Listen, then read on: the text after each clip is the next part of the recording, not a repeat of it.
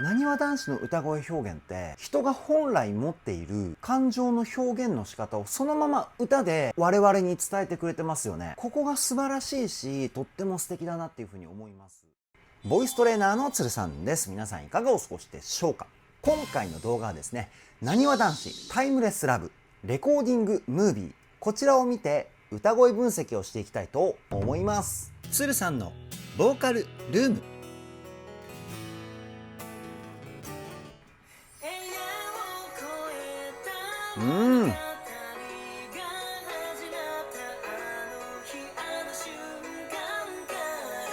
めちゃくちゃいい声ですね。4年前に公開された楽曲っていうことで、大橋くんの歌声も現在よりも少し幼い感じがしますよね。それがまた歌声の美しさに輪をかけてるような感じがして、キラキラ全開ですね。で、ここの部分の大橋くんの声なんですけど、鼻の中の鼻腔共鳴という音色をメインにした歌声をチョイスして歌っています。少しだけ鼻声の音色を歌声に混ぜて歌うような声の出し方です。で、口も大きく開いて歌っているので、言葉もものすごく聞き取りやすいですよね。もう一回聞いてみましょう。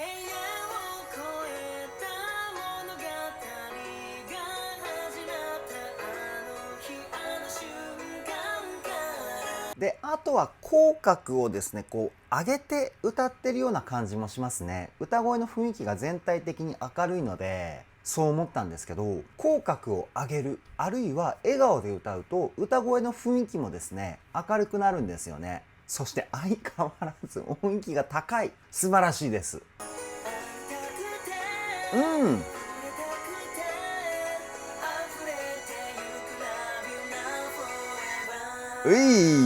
藤原くんの歌声もですね、鼻腔共鳴が中心なので、すごく美しい音色ですよね。で、その美しい音色の中に言葉の子音をですね、強調しているので、藤原くんの歌声も歌詞がすごく聞き取りやすいですよね。そして子音が強くなっている箇所はアクセントって言われる強い音に変わるので、こういう音がフレーズの中に入ってくると躍動感も生まれてくるんですよ。めちゃくちゃかっこいい。もう一回聞いてみましょう。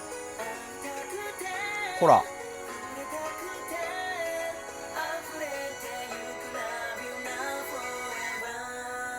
そして最後の2人のユニゾン。僕ね、なにわ男子の楽曲で大橋くんと藤原くんのユニゾンポイントめちゃくちゃ好きなんですよね。声の溶け込み感が素晴らしすぎるじゃないですか。一人で歌ってるように聞こえるぐらい声が混ざり合うっていうかね。ここ大好きなんですよね。で、その理由の一つとしては、先ほどから言っている2人とも鼻腔共鳴中心の歌声作りなんですよね。声の出し方が似ているから、2人でユニゾンで歌った時の声の一体感がえぐいことになるんですよ。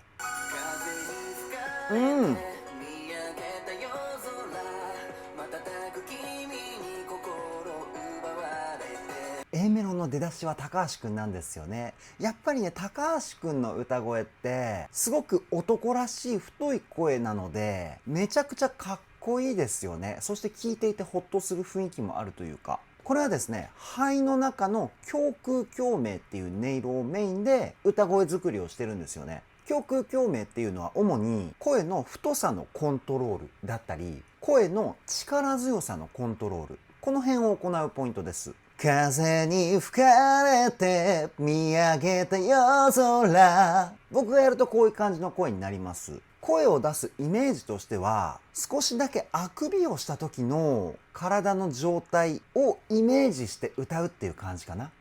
はあっていう風にあくびをすると声って太くなるじゃないですか。これ胸腔共鳴の音色がですね、強調されているから声質が太くなるんですよね。この性質をですね、うまく使った声が高橋くんの歌声です。もう一回聞いてみましょう。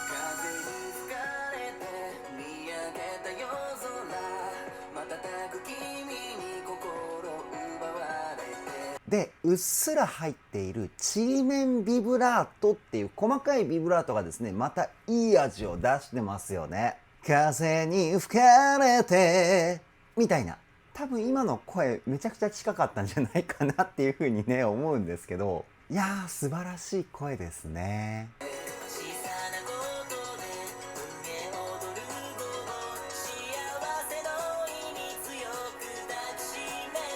大西くんの声、相変わらず可愛らしい声ですよね。大西くんの歌声も鼻腔共鳴中心なんですけど、大橋くんと藤原くんとは決定的に違うポイントがあって、大西くんの場合はですね、鼻の鼻腔共鳴のみを使ったような声質チョイスになってます。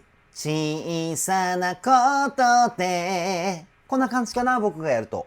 鼻腔共鳴のみを使って歌声を作ることによって、胸腔共鳴の音色がですね、歌声にあまり乗らなくなるんですよ。先ほど胸腔共鳴って声の太さをコントロールするって言ったんですけど、逆に言うと胸腔共鳴の音色を使わないと声が太くならないんですよね。だから大西くんみたいな可愛らしい声になるんですよ。もう一回聞いてみましょう。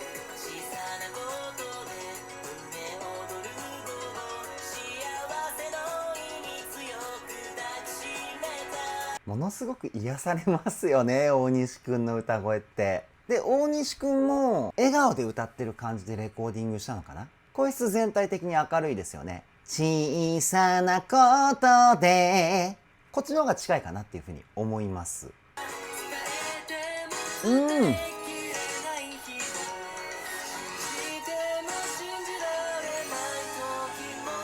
ここは長尾くんから道枝くんの流れなんですね。で、長尾くんと道枝くん、声の出し方が非常に似ていて、口の中のですね、口腔共鳴っていうところの音色が中心になってます。口腔共鳴の音色を中心にすることによって、日常会話で使ってるような声の雰囲気をですね、歌声で表現することができます。もともと持っている声の魅力を 100% 歌声に乗せることができるっていうかね。そして言葉の輪郭をですね、ものすごくはっきりさせることができる発声法でもあるんですよね。なので、長尾くんと道枝くんのここのポイントはですね、歌詞が持つストーリーの情景っていうのがものすごくイメージしやすい歌声かなっていうふうに思います。もう一回聞いてみましょう。ほら。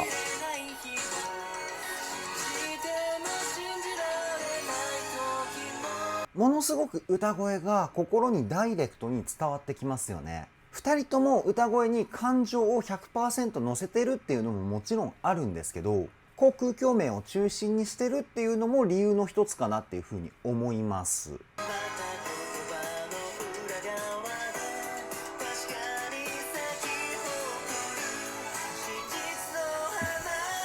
で、西畑くんはですね、鼻の鼻腔共鳴が中心ですね。すごく柔らかい雰囲気はですね、鼻で作られた音色かなっていうふうに思います。それとは別にですね、もうね、笑っちゃうぐらいなんですけど、後半のフレーズの音がですね、非常に難しいですね。これなんで難しいかっていうと、転調っていう作曲技法が使われてます。転調って曲の中でキーが変わることを転調って言うんですけど、これが来るとなぜ難しいかっていうと、曲の雰囲気がですね、ガラッと変わるので、音程のイメージが狂いやすいんですよね。しかも2回転調が行われてるんですよ。笑っちゃうぐらい難しいポイントです。もう一回聞いてみましょう。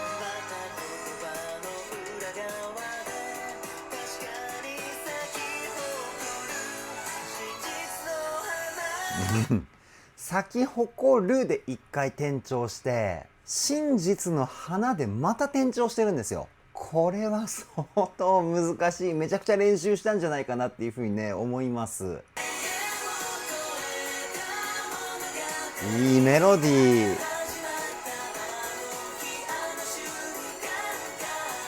全員で歌ってもこの歌声の一体感素晴らしいですよね。で、かなり高い音域なのに、このリラックスした雰囲気を表現できるなにわ男子の歌の実力、すごすぎますよね。ほら。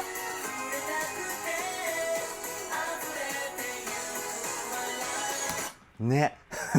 すごいですよね。どの音域を聞いてもリラックスしてる感じで歌っているので、聞いてる我々もすごくリラックスして聴けるじゃないですか。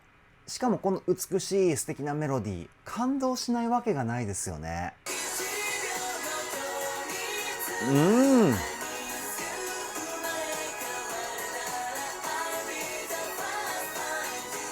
うっすら入ってるハモリもまた素敵ですよね。よく聞かないと聞き取れないぐらいの音量でハモリが入ってるじゃないですか。このさりげない感じがですね、ものすごくきらびやかで素敵ですよね。もう一回聞いてみましょ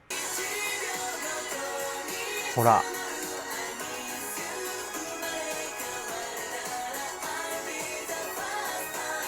上ハモリとうーっていうコーラスが入ってるのかな。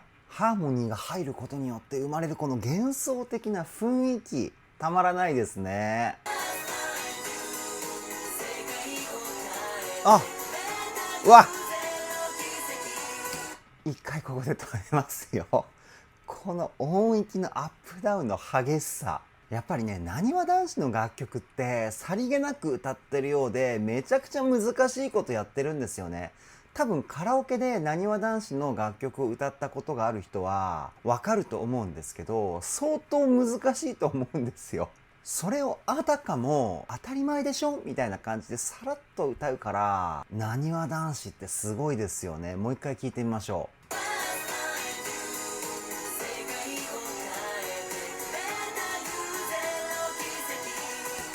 ね、こう徐々に下がっていったかと思ったらぐっと音域が上がるみたいな、こういうポイント結構あるじゃないですか。っていうかなにわ男子の楽曲絶対こういうポイントがあると思うんですけど、相当難しいですよね。何回も言いますけど、こういう難しいポイントがやってくると陰で相当練習したんだろうなっていうふうにね思って、またさらに感動しちゃいますね。わ、ほらぐっと低音域まで行ってまた中音域に戻るっていう音程の高低差がやばい。サビだけで2オクターブぐらいの音域使ってるんじゃないかなっていう風に思いますね。2オクターブってどのぐらいの音域かっていうと、ドレミファソラシド2個分の音幅です。なのでドレミファソラシド、ドレミファソラシド、この音幅なんですよ。で、音域の広いボーカリストで4オクターブの音域とか言われるじゃないですか。この半分の音域をサビだけで使ってるっていうね。しかも全員でですよ。やばくない？いや、ほんとすごいですよね。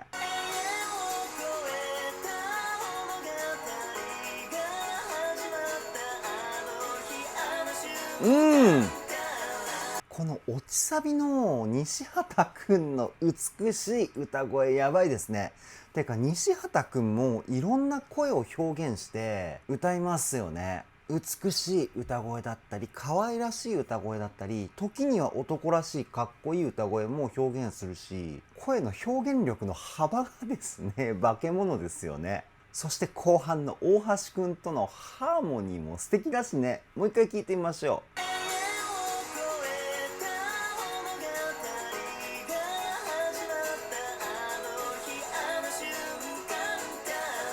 で、西畑くんのもう一つすごいところが、今聞いたところの前半部分はですね、おそらく顔の表情を動かさない、要は無表情で歌ったと思うんですよ。だから声から伝わってくる感情としては少し物悲しい、寂しいような雰囲気で、後半に向かうにつれて徐々に声質が明るくなるんですよね。こういう風に顔の表情で喜怒哀楽のですね感情を歌声で表現してるんですよ。細かく聞くとものすごい表現力で歌ってますよね。で、ハーモニーのところは大橋くんは下ハモリって言われるメインメロディーに対して下の音域でハモるパターンのハモリなんですけど、この下ハモリの特徴としては歌声のパワー感がですね増幅するような雰囲気が出るようなパターンなんですよ。ただ大橋くんはここでものすごい柔らかい声でハモってるので、いい意味でパワーが出すぎていないんですよね。これもすごいテクニックですよ。落ちサビの雰囲気に合うようなハーモニーの音色を大橋くんが作り出してるというかね。そうすることによって西畑くんの歌声の魅力が掛け算方式でさらに増幅してるようなポイントかなっていうふうに思います。素晴らしい。柔らかい。ここの大橋くんの声もすごいですよね。ハモリでちょっと盛り上がったんですけど、その後に大橋くんがささやくように歌うことによってまたシュッと感情が抑え込まれたような雰囲気を作り出してるっていうね、この音量のダイナミクスを使った感情表現、やばいですね。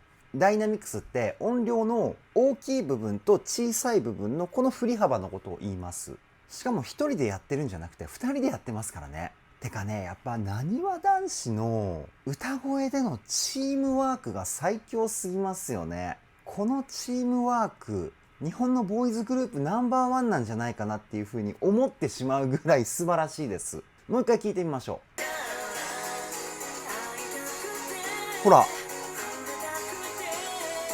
すごくないこの声やばいですよね。この後来るであろう大サビにつなげるためには徐々に大きくしていった方がつなげやすいんですよ、曲の流れ的にね。ただまたここで一回スッと音量を抑えるっていうこの発想力もね、すごいですよ。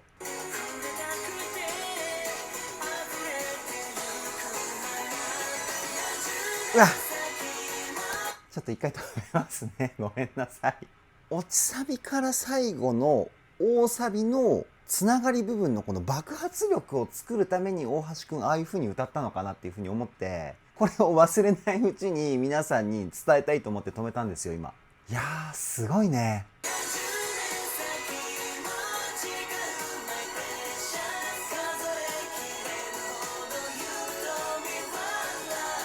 落ちサビから大サビへの曲に引き込まれる感じがえぐいですよね。やっぱりこの音量を使った感情表現って人の心にダイレクトに伝わってくるんですよ。会話での気持ちの伝え方ってやっぱり強く伝えたいところは音量が大きく、優しく伝えたいところは音量が小さくみたいなところあるじゃないですか。人が本来持っている感情表現ってこうなんですよね。ただ日本の場合って世界的に見て少し特殊で、歌になるとなぜか強い感情を伝えたいところは音程を高く、優しい感情を伝えたいところは音程を低くみたいにするところがあるんですよ。だから楽曲の中でサビの音域が一番高くなるような作りになってるんですけど、なにわ男子の歌声表現って人が本来持っている感情の表現の仕方をそのまま歌で我々に伝えてくれてますよね。ここが素晴らしいし、とっても素敵だなっていうふうに思います。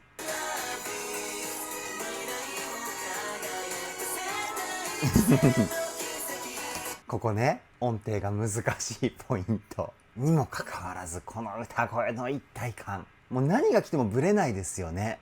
なにわ男子ってすんごい難しいフレーズが来ても全員で歌ってるところはチームとしての一体感を表現してくれる。ほんとすごいですよね。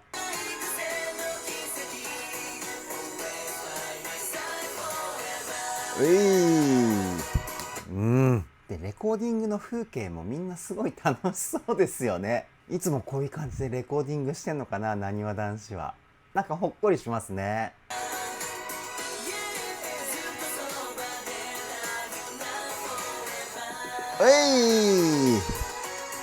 アウトロに突入するかと思ったら大橋くんのフェイクとあともうワンフレーズあったんですね。こういうサプライズ的なフレーズあるの僕ねすごい好きです。ここからアウトロなのかな、聞いていきましょうか。